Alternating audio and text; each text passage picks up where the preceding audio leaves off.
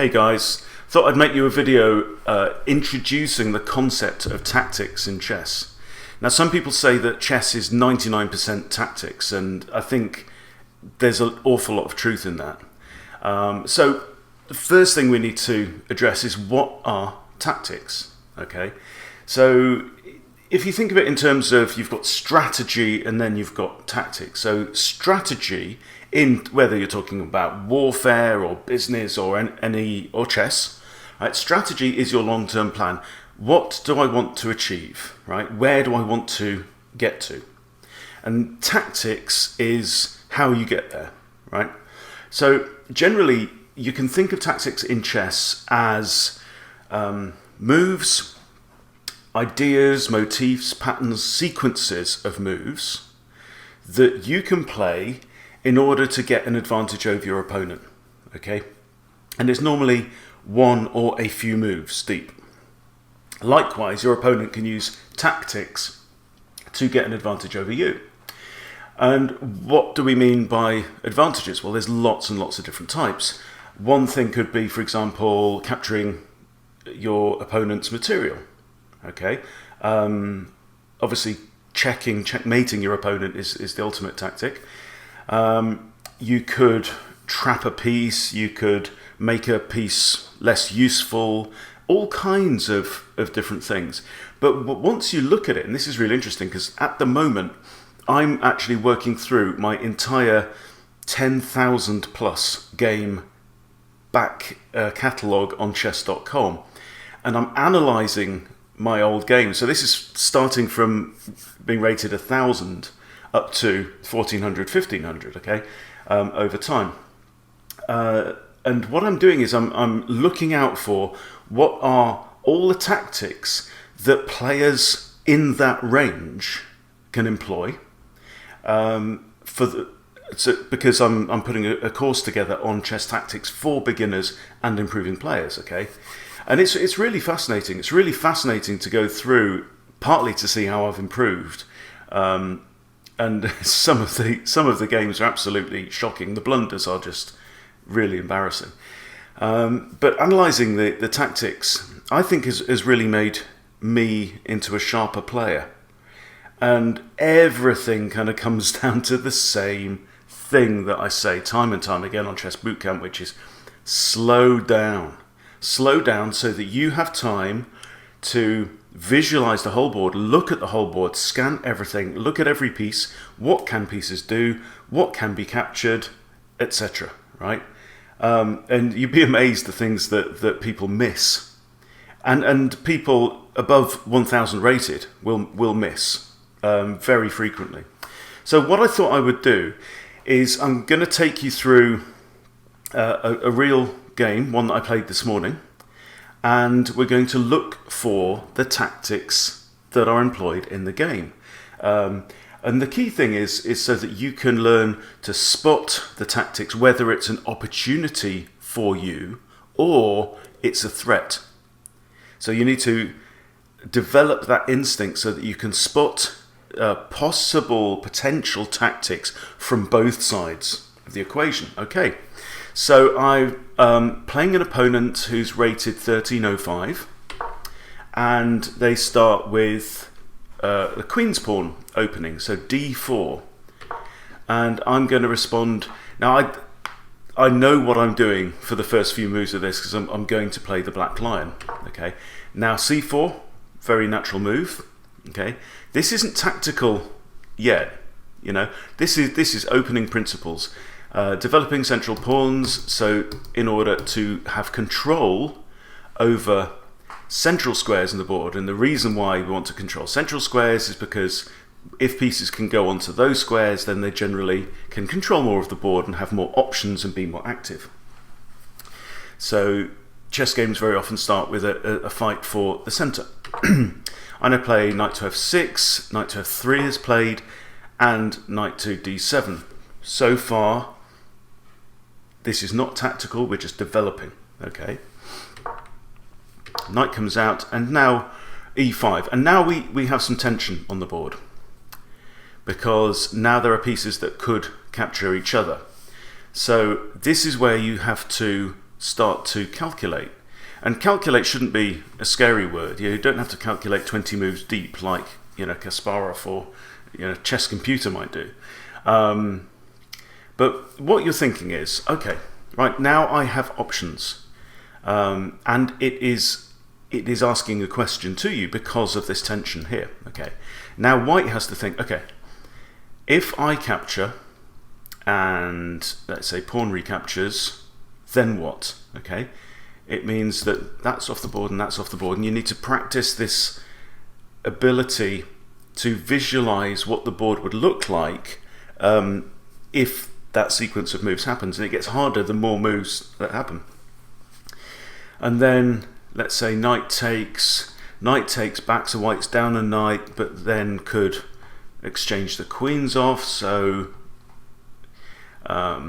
white has gained one pawn, exchange queens has stopped black from being able to castle but lost the knight, so down 2 points in material for the sake of preventing black from being able to castle. Is that worth it? I would say it's not. In my mind, I generally consider that preventing your opponent from being able to castle is maybe worth one pawn, roughly. So this is the other option, is to push forward with the pawn to d5, and that's absolutely fine for me. I know what I'm doing. Bishop comes to e7, pawn comes out, reinforcing this pawn structure in the middle. So far so good. And now I play c6, and again we have tension, so again we have a problem that we need to analyse and resolve. Okay, should white capture this pawn? And then if not, what would happen if black captured white's pawn? Okay, so generally if white captures the d pawn with the c pawn, you see your two central pawns are the most important because they control the centre, or help you control the centre. So it's generally inadvisable, all other things being equal, it's generally inadvisable to capture outwards with your pawns, right? You're much better capturing inwards, not necessarily e to d, because that's just, they're both central files, but yeah, any capture that you can make towards the centre of the board will generally be a better idea than capturing outwards. And of course pawns can only capture on diagonals, so it's always either inwards or outwards. So white has to think, if I capture here and then black recaptures with the b pawn, then I've got a hole in the middle of the board, and black's pawn's structure is okay. Alternatively, what if I do nothing and black captures on d5? I can then recapture with my c pawn, which is probably okay for me. Okay, so in this instance, white decided to leave the tension there and develop another piece. Okay, so out comes the light squared bishop to a square where it can now reinforce these central pawns, and white's position is looking pretty healthy and happy. I play my next natural move, which in the black lion system is, this is move 7, as long as you get to play it. And then h3 is played. So this is, I guess, a tactical move. It's a defensive move, and its purpose is to prevent black's knight from coming in here to g4. Okay, white has got ready to castle on the king side, but doesn't want, if we move that pawn back, doesn't want this knight coming to here with threats, when the queen's on that diagonal and both bishops still on the board.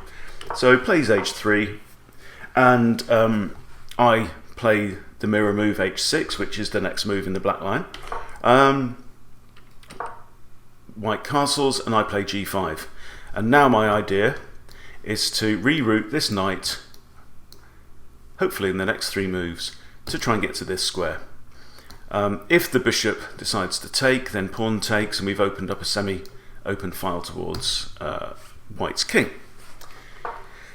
So now white has nearly completed development, bringing out his dark squared bishop, looking at this corner pawn.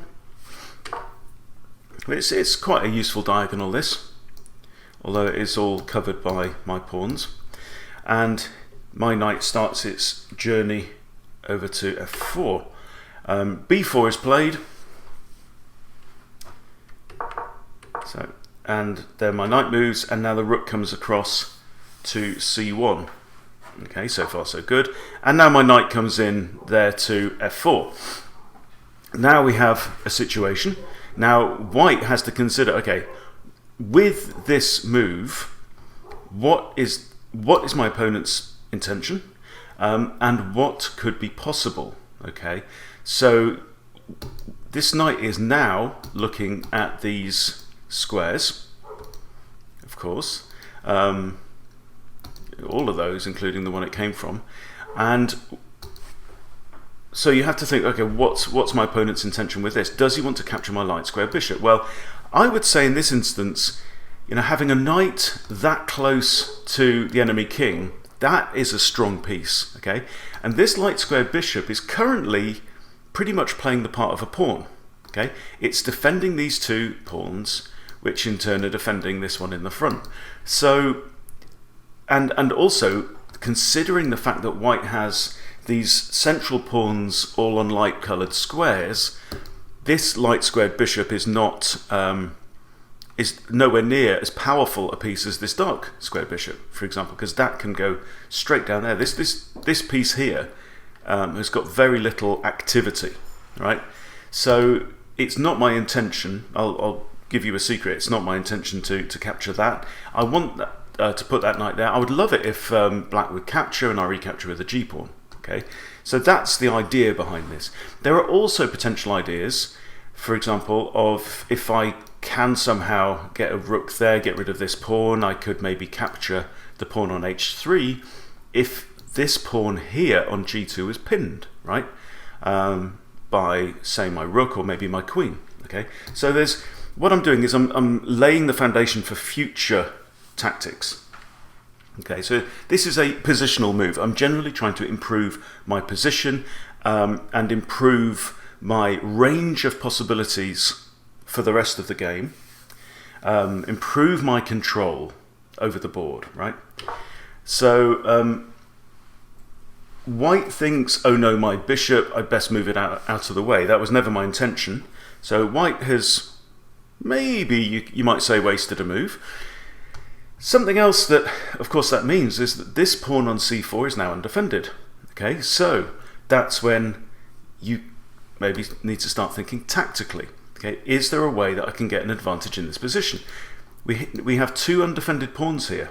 Okay, now my queen can't come out and attack, say, b4 because the bishop's looking at that square.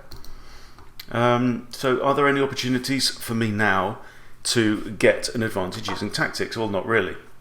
So what I decide is to push g4, and that's of course now attacking two pieces, two squares. So h3 is a threat. So if I take h3 now, and this is tactical. Okay, this is a tactic. So looking at sequences of exchanges, sequences of captures, right, is absolutely one of the cornerstones of tactics. So put yourself in white's position. Right, I have a pawn that's come into my side of the board, right, which is here, along with the knight. If this pawn captures, then I can recapture with g2, but then also, one of the most basic, one of the most important tactics is simply counting attackers and defenders, right? There's a second attacker in the form of this knight. So we could have pawn takes equal, but then knight takes with check. Black is a pawn up, right? And white is on the defensive and having to move their king. So, that's the kind of thing you need to figure out. Now, master level players would do that even without thinking, okay? But what we need to do is we need to practice that skill. Practice it, practice it, practice it. Okay, look out for it. So I mean that's a classic pattern, right? How many attackers, how many defenders, right? 1, 2 attackers, 1 defender. Okay, I cannot allow, therefore, black to exchange that. Furthermore, this move would completely open up the g file, right? Which would be absolutely horrible for the king. because there's a rook that can come over. Yeah, things are starting to look very dangerous. Plus, you notice as well there's this nice light square diagonal here. So what about if this queen moves to d2? Bang! Yeah, it could all come to pieces very, very quickly. So what does white do? White decides to move his king. Okay, now this is just a blunder, right? Because with this move, obviously I'm attacking two pieces, right? So another very, very basic tactic, one of the most basic calculations there is, pawn takes knight, let's say anything recaptures, pawn or the queen could recapture. I have given up a piece worth 1 point, and white has lost a piece worth 3 points. Okay, that is a very basic material advantage. So I capture the pawn. Sorry, I capture the knight. Now, is this what white was thinking? Was white thinking, okay, my knight's under attack, but so's his. So I have a counter-attack. I can recapture there, but this is a miscalculation because pawn takes knight, bishop takes knight, but on the very next move I can recapture with my pawn. Okay. Now I decide not to do that, and this is one of the key tactics that I think differentiates a beginner in chess from a player, right? And it's this. Absolutely vital. And again, it all comes down to that same thing, okay? What's just happened, right? And then you have to kind of stop yourself and say, okay, that just happened, right? I don't have to react, you know, like an instinctive knee-jerk reaction, okay? So you establish what just happened with that move, what's changed on the board, and then, again, you need to look at the entire board. You need to see what all your options are. You need to come up with candidate moves, okay? What are my best next moves? And then you need to evaluate those moves and decide which is the best of all. So the obvious move here, the natural instinctive move which most beginners would probably make, is to recapture with a pawn, okay? Nothing wrong with that, right? Except pawn captures, let's say queen recaptures on f3, and you know, in your beginner mind you'll be thinking, happy days, yeah, I've lost a pawn, but I'm up a bishop, so you know, I've got an advantage, right? But this is the difference between playing the instinctive natural move and evaluating your possibilities. Because look, let's see what happens if you evaluate. Now this bishop, it's my move, that bishop's going nowhere yet. Now if I can play another move now that puts additional pressure on white, yeah, maybe I could capture the bishop on the next turn. Okay, so if I can come up with a move that threatens something worse than capturing your bishop, then I might get to play both moves, right? And so to me, what I saw was this: pawn takes g2. Okay, so yes, I've got the opportunity to capture here, but if I do that, then that pawn will fall. All right, and material right now is actually equal. Okay, because we've just exchanged minor pieces. But this is like a forcing move. Okay, and a forcing move is one you really, really need to you know, make this part of your mental toolkit. Forcing move just does what it says, really. It compels your opponent to respond to that move. Right? There are no other realistic options. He's got to do something. Okay, and a check, for example, is always a forcing move. You've got to get out of check. Okay, but there's lots and lots of other examples. You know, the threat of losing material, all kinds of things. Now the threat here, of course, is pawn takes rook and becomes a queen and then forces the queen to recapture. Okay, so that's a threat that cannot be allowed to happen. Okay, so the king has to recapture.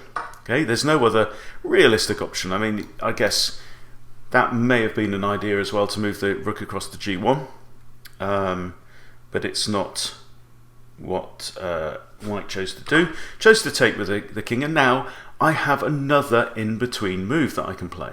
Right? I'm not compelled. Yeah, I've got this bishop on a spike right now. Okay, on the hook. I'm not compelled to capture that bishop on this turn. Okay, because I can play another in-between move that again forces white to react and also slightly improves my position before I take the bishop. And that move is rook to g8. Check. Now the king has to move again. Okay, and this king is starting to look very naked and afraid in that corner of the board. Okay, so the king moves back to h2, goes back to hide behind its pawn. Another option could have been for the king to run away, you know, and go and hide behind a knight over here, because white has a decent pawn structure here, right, which effectively means it's kind of like a barrier in the middle of the board, and I've got a couple of my pawns locked up against that. Yes, this pawn could change matters a little, but not massively. So for me, I would say that the center of the board right now would probably be the safest place. Now that's not tactics, that's positional thinking. Okay, so anyway, the deed is done, and now, okay, here's another in-between move, right? Again, I don't have to capture the bishop on the next move. Why? Because queen to d7 is a checkmate threat, right? Queen takes h3 is checkmate. This rook's covering the entire g-file. The king's got nowhere to go. Game over, right? So again, a checkmate threat, forcing move. Now white has to respond to that, and still, for 3 turns, has not had time to retreat that bishop. So white brings out its queen, heir to f3, defending the h3 pawn. It also happens to be defending the bishop, but it's not really defending the bishop. Okay, why is it not defending the bishop? Well, let's think about it. Okay, let's say pawn takes, queen recaptures, bah, bah, right? There's nothing now defending h3, and bang, queen comes in with checkmate. Okay, so the queen is not defending the bishop. Now, only now, on the 4th opportunity, I recapture the bishop, you see. But in these previous 3 turns, right, I've captured another pawn, so I've not lost that pawn, I've not lost that material. I've improved my rook and put it on a completely open file, so I now am dominating the g-file, and I've moved my queen across with a checkmating threat, okay? And I got all of that for free. That's the thing. That's the cool thing about in-between moves and tactics, right? So, what happens next? Okay, now white decides to put his rook on the open g-file, and this is a common tactical pattern. Okay, now the advantage that we are fighting for is the control of the lovely g-file. Okay, absolutely critical to white's safety. And if you look, so I was controlling that file with my rook, but white has 2 rooks on the back rank, and my a rook is still undeveloped. It's not in the game. So the tactic is attack the rook.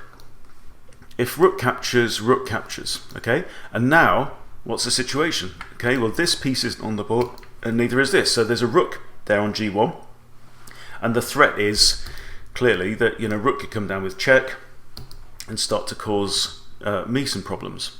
Okay, if black does nothing, then white has the option of capturing. Let's say knight captures, and then the rook moves across. Okay, so what we've got is a superiority of attackers versus defenders. Okay, in that potential exchange, so you need to be able to calculate that through. I go for the exchange anyway.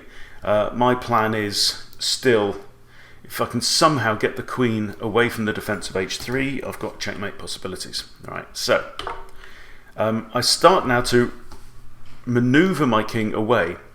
Castling doesn't really make sense at this point. Okay, to castle, I would have to move either my queen or my bishop, and my queen actually can't go there or there right now.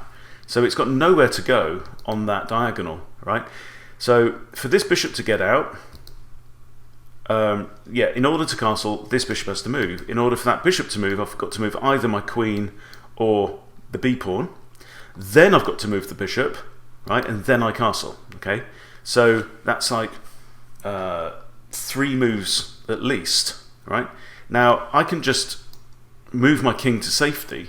You don't always have to castle, and this is one of those examples where the opening principles can be bent.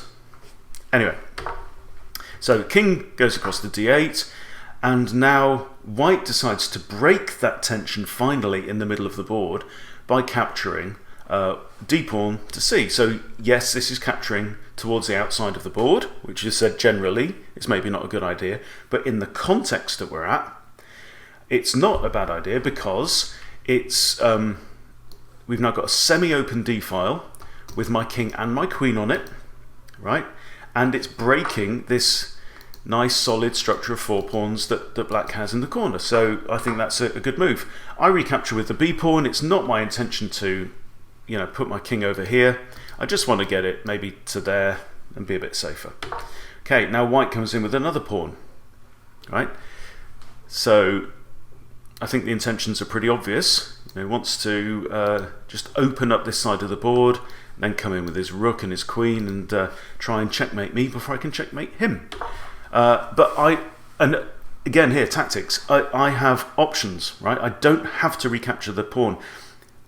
Very, very common beginner's mistake is, as soon as there's tension, as soon as there are potential captures and exchanges, to initiate every exchange. You don't always have to exchange when there's one in your face, okay? And in this instance, I figured that actually pushing this pawn and preventing the c pawn from coming up the board would be more in my interests than an exchange. If you think about it, exchange, let's say pawn takes, or even pawn takes knight takes is a possibility as well. Bringing that knight in towards my king, that is not something I want, so I push c5. Okay, now the knight comes in. The general principle when you are down in material, and white is down in material because of blundering that knight early on with a miscalculation, you don't really generally want to engage in exchanges of pieces. The way that I describe it is like, if you've got a fight between 5 boys on one side and 7 boys on the other, right? That's not too imbalanced, okay? 5 against 7 might be all right. But if 3 boys have to go home for their tea on each side, then suddenly you've got 2 against 4. Did I say that right? Yeah. And that's double the size, so, generally not a good idea, because as these pieces come off the board, if let's say I have 2 bishops and white has 1 bishop in addition to everything else being equal, then I've got many more options to control squares than white does. And right now, we are like that. If we exchange, it's not good for white. So I go ahead with the swap. Quite happy to do that. White comes in with a check now, and I would say that's an unnecessary check. I mean, it really achieves nothing at all. Again, quite a common beginner move is to execute a check that does nothing. I mean, look, is my king in a better position here on d8 or there on c7? Okay, I would say it's safer on c7. So rook g8 check just creates the opportunity for my king to do what my king wanted to do anyway. So I don't really get that. And now, so yeah, it's an in-between move, but it was a pointless in-between move, and now the pawn recaptures the knight, so the knight exchange is complete. And now I decide to move my king again to b6.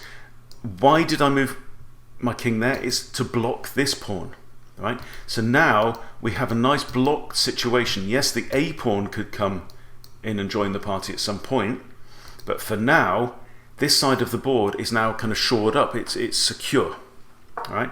So then the rook comes back. So pretty much a wasted move on white's part. Now, one tactic here that I can spot immediately is the discovered attack. Very, very common. What that means is, in this instance, that rook is now on a diagonal with my light square bishop. Okay, so if my queen were to move, that queen can move anywhere on the board, right? Then the rook will be on pre, which means it can be taken on the next move. And that will be a forcing move because the rook is a more valuable piece than the bishop. Rooks are worth 5, bishops are worth 3, generally.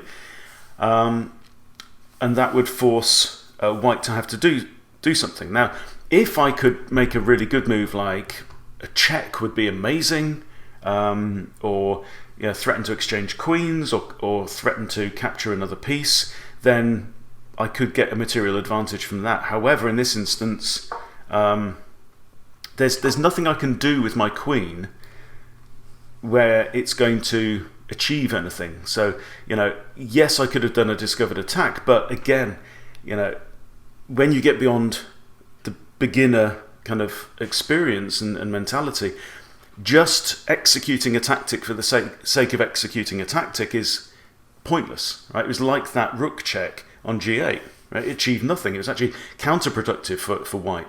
So, unless there's actually a material benefit, a real tangible benefit for doing something, don't do it. Okay. So instead, I push h5, and that is an attack against the rook. It's a forcing move. The rook's going to have to move somewhere. So the rook captures the hanging pawn on f4. That doesn't bother me. I mean, if anything, that pawn was in my way over there. I really want to open up that side of the board. I want to get this rook into the game. I want to get my bishop into the game and just crush white on that side of the board. So now I come out another attack against the rook. Now I see here there's actually a tactic because white has white has the majority against f7. So rook takes f7 could be good. There's no checkmate threat. Does white spot that move? Nope. But actually comes with a skewer. The skewer is the opposite of a pin. It's when you attack a higher value piece that has a lower value piece behind it. Does this improve the bishop? Yes, I would say it does. The bishop is kind of defended. There is a possibility here actually of, let's say, bishop takes rook, queen recaptures, and then I have the majority against the bishop. So this is arguably a mistake because I'm capturing a piece worth 5, losing a piece worth 3, and then getting another 3 back. Okay, and so I took the time to figure that out. I noticed that my opponent had miscalculated, and I do capture the rook because it comes with check as well. So obviously the danger is, bishop takes rook, bishop takes queen, and white would be better off. But because this comes with check, now white has to respond to that, pretty much has to recapture the bishop, and now I can capture that bishop, and now I'm 2 pieces up, a full bishop and a full rook. Okay, the game didn't go on much longer. We exchanged queens, and then white resigns in this position because I think just having the advantage of a bishop would be enough in this game because this bishop, although it can only land on the light coloured squares. Look where a lot of white's pawns are, right? 5 pawns on light coloured squares, so this bishop can start to come around zip, zip, zip, and just gobble up pawns. But in addition to that, I have a rook. And the great thing about a rook is it could come, for example, to e8 or here, where it's defended, and it can corral the king into one particular section of the board. So the king is now white's strongest piece, and if I can pin that king down to one section of the board, then my pieces I'm just going to run all over white. So, absolutely appropriate to resign at this point.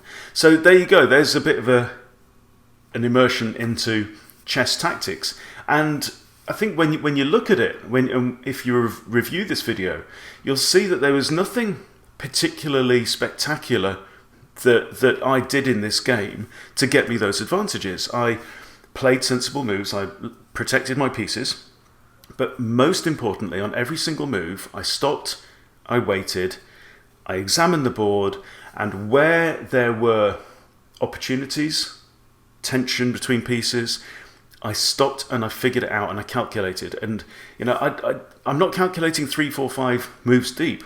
I'm just going, if this, then that. Okay, is that better or worse? And if it's worse, I don't do it. And if it's better, I do. Okay, that's basically what chess tactics is all about. Okay, so that's what I want you to take away, is to start thinking about those. There are a lot of patterns as well to remember, but there aren't really that many. Okay, and the fundamental ones we've talked about already: counting attackers and defenders. Right? If I take, they take, I take, they take, am I better off? If so, do it. If not, don't. Right? Simple as that. That's the kind of thing. So you will be able to recognize things like the opportunities for pins and skewers and all these other tactics as we go on. But like I say, I'm working on a course which will be extremely comprehensive and take you through all of this, but that's not going to be out for many months. But I hope you've enjoyed this one, and I'll see you next time.